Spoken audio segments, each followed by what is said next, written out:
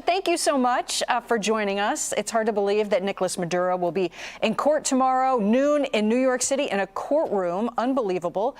His drug operation has long posed threats to the United States. That is per prosecutors that are going to work to bring him to justice. Your thoughts on exactly precisely how he has been a threat over these many years? Molly, thank you so much for having me. And what a start of the year for the American people, for President Trump, for the people of Venezuela, a day of hope and a day closer to justice for the American people.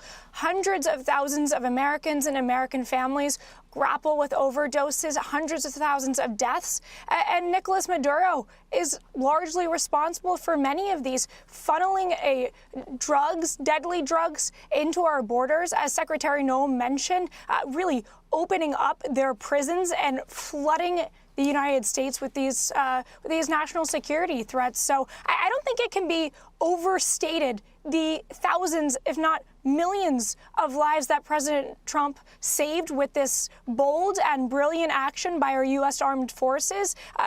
The border being itself closed because of President Trump and Secretary Noem, that has stopped the flow of fentanyl into our communities 56%, and we're only going to see that number increase. So again, I don't think that we can overstate how many lives were saved with this action.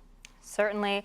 Tricia, I want to talk a little bit about the Venezuelan people who are in the United States, especially those that are here under that temporary protected status. There's been some discussion in recent days, given the capture of Maduro, about if that temporary protected status is indeed going to end or if there's going to be a new discussion regarding it. What can you tell us about that program? Well, that program, temporary protected status, is meant to be just that, which is temporary. And we've seen too many times the loss of integrity in that system. We've seen people come over from Venezuela who are members of Tren de Aragua. They entered this country legally using temporary protected status. Others had vicious criminal rap sheets, and we need to make sure that that program is protected. Unfortunately, we saw it being exploited under the Biden administration to rubber stamp these individuals in. So I'm not seeing any changes to our posture on this. I think the great news for those who are here from Venezuela on temporary protected status is that they can now go home with hope for their country, a country that they love, that there's going to be peace, prosperity, and stability. Tommy. You know, Tricia, you look at the Maduro regime, about 8 million people left Venezuela as refugees, many of them as refugees. Hundreds of thousands of them ended up in the United States. Of course, the hope is that the country will get better, the people will go back home, and everything will work out. But is there a concern that perhaps what could follow is instability and maybe more people might leave Venezuela? I think that of course, is a concern. I think that's a concern for the neighboring countries. Secretary Noem has, been to Brazil, Colombia, these other countries in the region. And of course, they have voiced such concerns that this mass migration from Venezuela, of course, as you mentioned, 8 million people leaving, how that has massive social resource constraints as well as economic consequences for these neighboring countries. Of course, as well, the United States, because we did allow an open border for 4 years. I think it's yet to be seen what's going to happen during this transition. But of course, that is something that we're aware of. But it's a new regime in the United States under President Trump. We are only letting those who come into this country legally. We are only letting those come into this country using the proper protocols. And we're no longer allowing our legal immigration system to be exploited. So these are certainly discussions that are going to be happening in the coming days.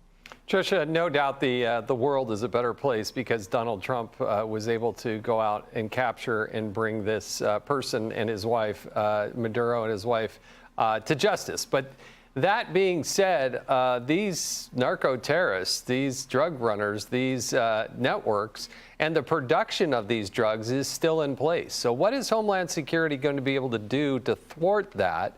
Because some of these ties, they go into the FARC, they go into Tren de Aragua, you have the Sinaloa cartel, and then you had this, President Trump highlighting that, hey, guess what, Colombia, you better be paying attention too, because we're taking no more. You're just going to be able to flow the cocaine north into the United States of America.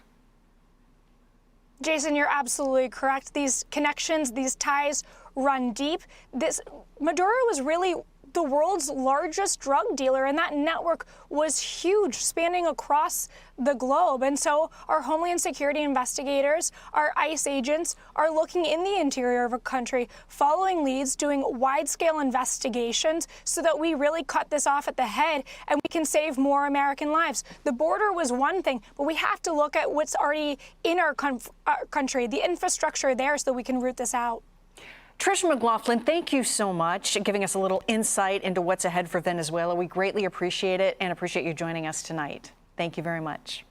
Thank you so much. Hey, Sean Hannity here. Hey, click here to subscribe to Fox News YouTube page and catch our hottest interviews and most compelling analysis. You will not get it anywhere else.